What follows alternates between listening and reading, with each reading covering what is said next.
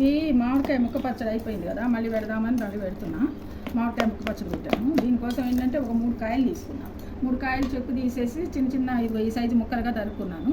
తరుక్కొని ఈజీగా అయిపోయేది అనమాట. అమ్మమ్మ వాళ్ళు అందరూ కూడా ఇలానే ఎప్పుడైనా టిఫిన్స్లోకి ఆవకాయ పెట్టడానికి ముందు ఇలా చేసుకుంటుండేవాళ్ళు. ఈ కప్పుతోటి 1/2 కప్పు ఉప్పు తీసుకున్నా, 3/4 కప్పు కారం తీసుకున్నా. వాళ్ళు ఎప్పుడు అలానే చెప్పేవాళ్ళు, కారం ఉప్పు కన్నా కొంచెం ఎక్కువ కారం తీసుకోవాలి.